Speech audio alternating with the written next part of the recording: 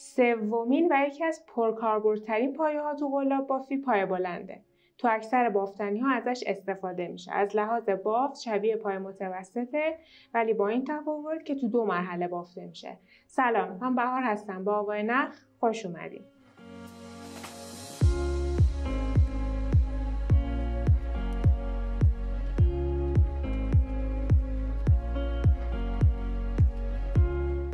تو زبان لاتین به پایه بلند دابل کروشت گفته میشه. با علامت اختصاری DC نشونش میدن و توی نقشه ها هر جا علامت تی بزرگ با خط مورب کوچیک دیدید بدونید که باید پایه بلند ببافید. بریم که شروع کنیم.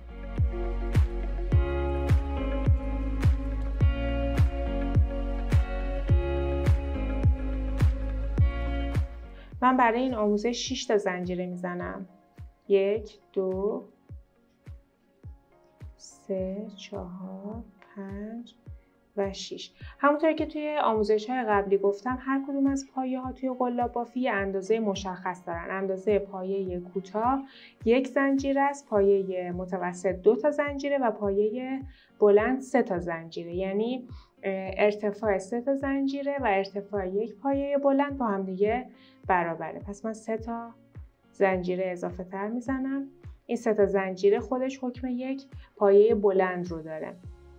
حالا برای اینکه بافتم رو شروع کنم میتونم از لبه جلویی یا لبه عقبی زنجیره ها استفاده کنم یا اینکه کارم رو برگردونم و از حلقه های پشتی زنجیره ها استفاده کنم که من همیشه از حلقه های پشتی استفاده میکنم که وقتی بافتم میره بالا این لبه پایین به خاطر این گیس ها خودشون رو بهتر نشون میدن. از 4مین حلقه شروع میکنم به بافت چون اون 3 تا خودش یک پایه بلند هستش. یه دور نخ رو میندازم دور قلابم رو میبرم داخل حلقه پشتی 4مین زنجیره، نخ میگیرم. 3 تا حلقه روی قلابم هستش، نخ میگیرم و 2 به 2 حلقه ها رو میبافم. یعنی این دوتا رو با هم دیگه میبافم. 2 تا حلقه الان دارم، دوباره نخ میگیرم و این دوتا رو با هم دیگه میبافم.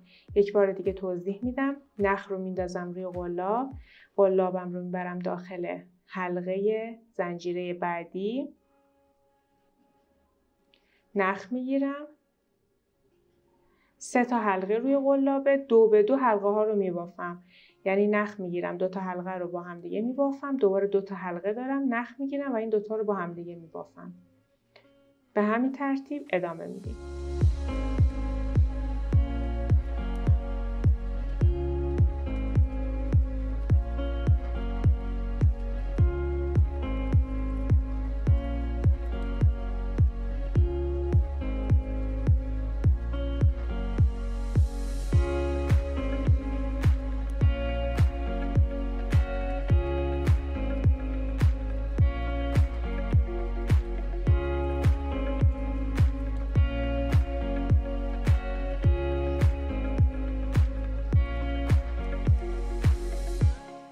یک 2 3 4 5 و 6 تا پایه بلند بافتم. این 3 تا زنجیره اولم خودش حکم یک پایه بلند داره، پس من 7 تا پایه بلند اینجا دارم.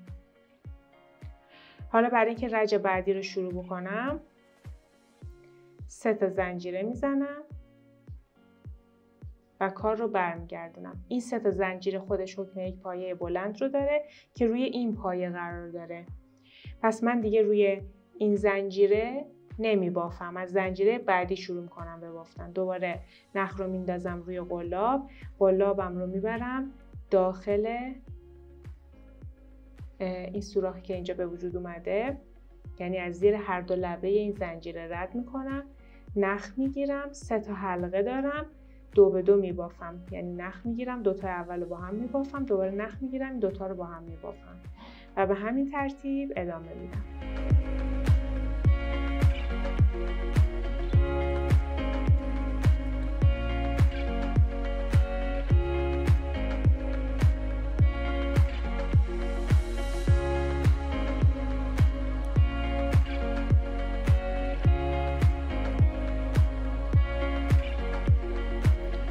خب نکته‌ای که اینجا وجود داره، الان توی رج بعدی هم ما باید 7 تا پایه داشته باشیم. یعنی توی همین رجی که بافتیم 1 2 3 4 5 و 6 تا پایه دارم. هفتمین پایه میشه بالای این 3 زنجیره‌ای که اول اضافه تر زدیم که حکم یک پایه بلند رو داره. پس نخ رو میندازم روی قلاب، قلابم رو میبرم داخل حلقه، در واقع یعنی زنجیره بالایی این پایه. نخ میگیرم، 3 تا حلقه دارم، 2 به 2 دوباره میبافم. 1 2 3 4 5 و 6 و 7. خب نحوه بافت پایه بلند توی حلقه زنجیره به این شکل هستش که ما 3 تا زنجیره میزنیم. این یک پایه بلنده. حالا برای اینکه بقیه پایه ها رو ببافیم توی این حلقه، یه نخ میندازیم روی قلاب، قلابمون رو میبریم داخل حلقه، نخ میگیریم، 3 تا حلقه به وجود اومد، 2 به 2 میبافیم.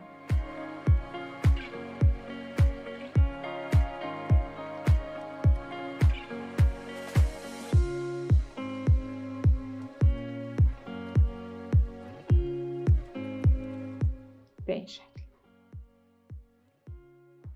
حلقه بعدیمون حلقه جادوییه.